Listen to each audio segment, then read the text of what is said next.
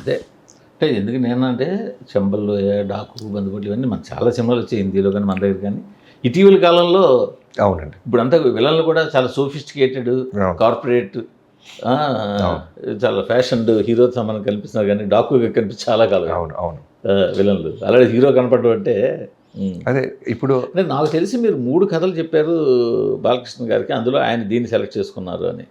3 కథల అంటే 3 లైన్లు. 3 అంటే ఒకే కథలో 2 ఐడియాస్ ఉండేవి యాక్చువల్గా. ఈ కథనే ఇంకోలాగా చెప్పాం మేము. సో తర్వాత 1-2 మీటింగ్స్ అయిన తర్వాత ఈ క్యారెక్టర్కి మేము స్టిక్ ఆన్ అయ్యాం. ఓకే. యా 3 కథలు 3 సపరేట్ కథలు కాదు. ఒకే కథని డిఫరెంట్ వేస్లో 3 విధాలు అప్రోచెస్.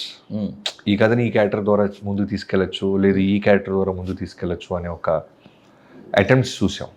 స్టార్టింగ్లో ఈ కథలో మరో హీరో కూడా ఉంటారు అని చెప్పేసి అవును. ఆయన తర్వాత మళ్ళీ మార్పు చేసి అవును అవును అదేంటది?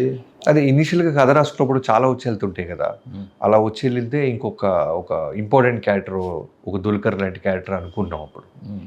బట్ ఫుల్ ప్లేజ్డ్గా కథ అంతా రెడీ అయిన తర్వాత ఆ ప్రోగ్రెషన్లో మాకు ఆ డిమాండ్ లేదు, ఫోర్స్గా తీసుకొచ్చి పెడుతున్నామే అని ఎక్కడో అనిపించింది. మళ్ళీ వాళ్ళ వేరే ప్యాటర్న్లోనే చేసినట్టుంటుంది ఏమైనా? మేబీ అది కూడా అయి ఉండొచ్చు.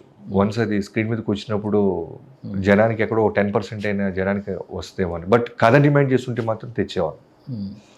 ఆయన ఏమన్నారు ఆ పాయింట్కి? బాలకృష్ణ గారికి మీరు అంటే అతిశయోక్తి కాదు, డిప్లొమాటిక్ ఆన్సర్ కాదు. బాలకృష్ణ గారిది ఎలా ఉంటుందంటే ఏదైనా సరే డైరెక్టర్ అనుకోవాలి, ఆప్షన్స్ ఇవ్వకూడదు ఆయనకి. బాలకృష్ణ గారికి ఏ విషయంలో ఆప్షన్స్ ఇవ్వకూడదు. ఓకే. నాకెందుకు ఆప్షన్స్ అంటాడు ఆయన. నువ్వేమనుకుంటున్నావు చెప్పండి, మీరేమనుకుంటున్నారు అనేదే ఆయనకి కావాల్సిన ఆన్సర్, అంతే.